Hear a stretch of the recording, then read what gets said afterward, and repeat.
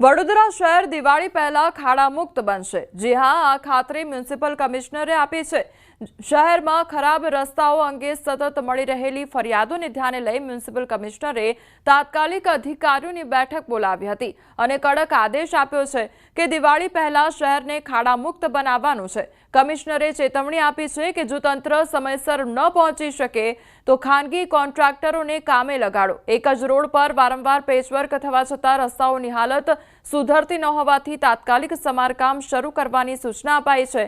નોંધનીય છે કે ચોમાસા દરમિયાન 5 કરોડના ખર્ચે 6000 ખાડા પૂરાયા હોવા છતાં અનેક વિસ્તારોમાં ખાસ કરીને અકોટા વિસ્તારમાં ખાડારાજ યથાવત હોવાથી તંત્રની કામગીરી પર સવાલો ઊભા થયા છે। તેથી હવે તંત્ર ફરી એક્શન મોડમાં આવ્યું છે।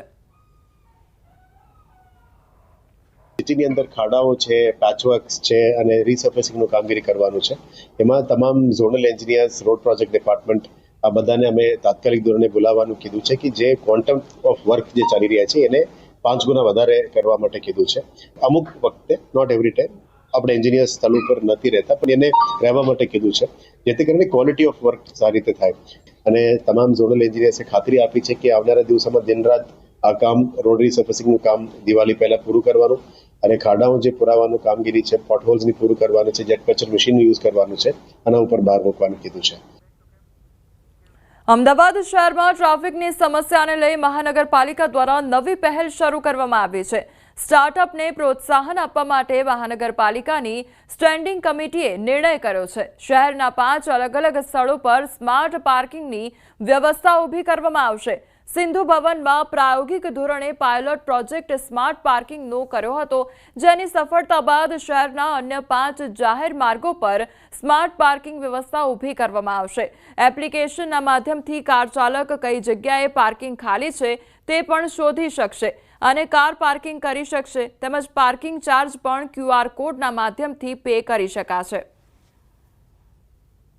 સ્માર્ટ પાર્કિંગ એક પ્રકારનું સ્ટાર્ટઅપ છે અને એને આધારે વાહન ચાલકો પોતાની ક્યાં જગ્યા ખાલી છે, સ્ટાર્ટઅપ પર આપણે વાત કરીએ, સ્માર્ટ પાર્કિંગ ઉપર પોતાનું વ્હીકલ કરે અને ઓટોમેટિક સ્કેન કરતાં લગભગ 3 મિનિટની અંદર આપણે વાત કરીએ કે ગાડી ત્યાં આગળ પાર્ક થઈ જતી હોય છે અને કઈ જગ્યાએ લોકેશન ખાલી છે એ સ્કેન કરવાથી એને લોકેશન પણ મળી શકે।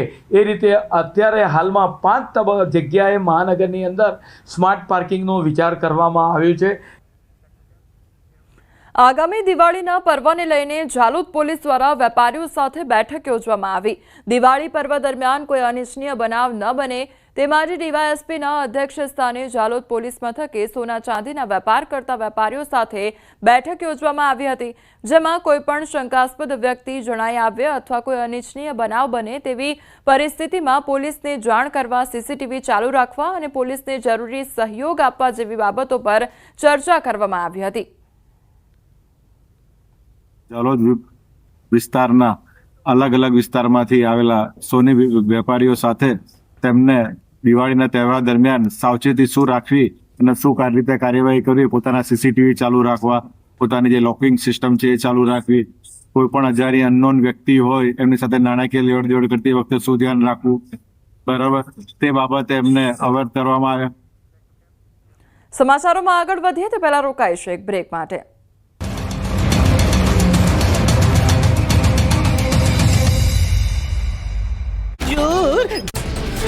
ગુજરાતમાંથી ચોમાસાની વિદાય હવામાન વિભાગે કરી સત્તાવાર જાહેરાત। ગુજરાતમાં વાતાવરણ સૂકું રહેશે। આગામી 7 દિવસ તાપમાન યથાવત રહેશે।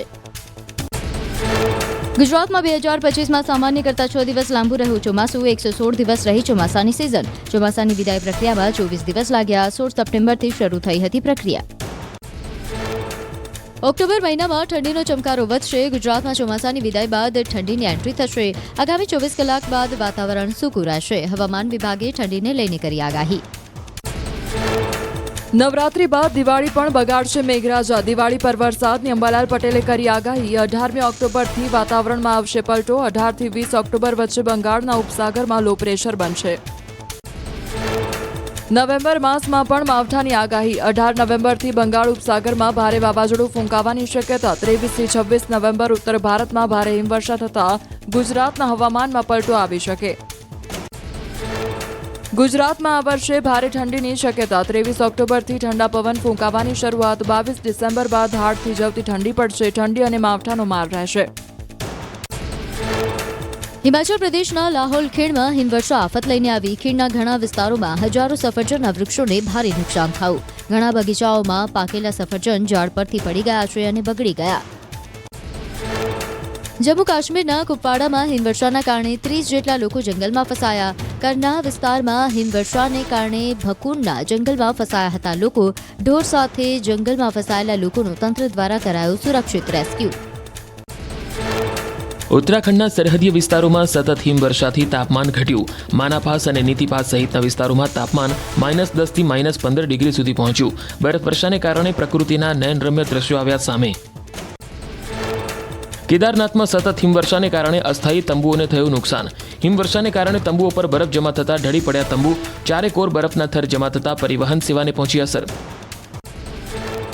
કેદારનાથ ધામમાં સતત હિમવર્ષા વચ્ચે હેલિકોપ્ટર સેવાઓ ચાલુ હેલિપેડ પર જામી ગયેલી બરફની ચાદરો હટાવવા અદ્યતન મશીનોની વ્યવસ્થા કરાઈ હેલિપેડ કાર્યરત રહેતા હજારો ભક્તો લઈ રહ્યા છે હેલિકોપ્ટર સેવાનો લાભ અમદાવાદ શહેરમાં રોગચાળો હાલ કાબૂમાં સોલા સિવિલ હોસ્પિટલની ઓપીડીમાં નોંધપાત્ર ઘટાડો છેલ્લા સપ્તાહે આ સંખ્યા ઘટીને 11,055 રહી ડેન્ગ્યુના 33 અને મેલેરિયાના 16 કેસ પોઝિટિવ નોંધાયા જ્યારે વાયરલ ઇન્ફેક્શનમાં પણ ઘટાડો થયો ભાવનગરના મહુવા તાલુકાના ગ્રામીણ વિસ્તારમાં વરસાદથી થયેલા નુકસાન માટે સહાયની માંગ માર્કેટિંગ યાર્ડના ચેરમેન ગભરુભાઈ કામળિયાએ કૃષિ મંત્રીને પત્ર લખી કરી રજૂઆત સુરેન્દ્રનગર જિલ્લાના રામપરડા ગામ પાસે નર્મદા કેનાલની મુખ્ય પાણીની પાઇપલાઇનમાં લીકેજ પાઇપલાઇનના વાલ્વ તૂટી જતા 1000 લીટર પાણીનું વેડફાટ 2 થી 3 ખેતરોમાં પાણી ફરી વળતા ખેડૂતોને મગફળી સહિતના પાકોને નુકસાનની ભીતિ રાજકોટ શહેરમાં ભાજપમાં ફરી એકવાર આંતરિક ડખો સપાટી પર રાજકોટ માટે મહત્વના ગણાતા દિવાળી કાર્નિવલના આમંત્રણ કાર્ડમાં નામ લખવા મુદ્દે વિવાદ મેયર નયનાબેન અને રાજકોટ પશ્ચિમ બેઠકના ધારાસભ્ય દર્શિતા શાહ વચ્ચે થઈ બોલાચાલી આમંત્રણ પત્રિકામાં ધારાસભ્યએ પોતાનું નામ લખવા કરી હતી જીદ રેસકોર્સ મેદાનમાં પોતાના હસ્તે જ સ્વદેશી મેળાનું ઉદ્ઘાટન કરવા વ્યક્ત કરી હતી ઈચ્છા મેયરે કહ્યું રેસકોર્સ મેદાનમાં યોજાતા કાર્યક્રમોને કોઈ વિધાનસભા મત વિસ્તાર સાથે ન જોડવા જોઈએ રાજકોટ શહેર ભાજપ કાર્યાલયના 2 વર્ષથી નથી ચૂકવાયો મિલકત વેરો શહેર કોંગ્રેસ પ્રમુખ રાજદીપસિંહ જાડેજાએ કર્યો આક્ષેપ 6000 સ્ક્વેર ફૂટના બાંધકામ છતાં વેરાની આકારણી ન કરાય હોવાનો આરોપ કોંગ્રેસના આક્ષેપને ભાજપે રાજકીય સ્ટન્ટ ગણાવ્યા કમલમને કમ્પ્લીશન સર્ટિફિકેટ મળ્યા બાદ આકારણી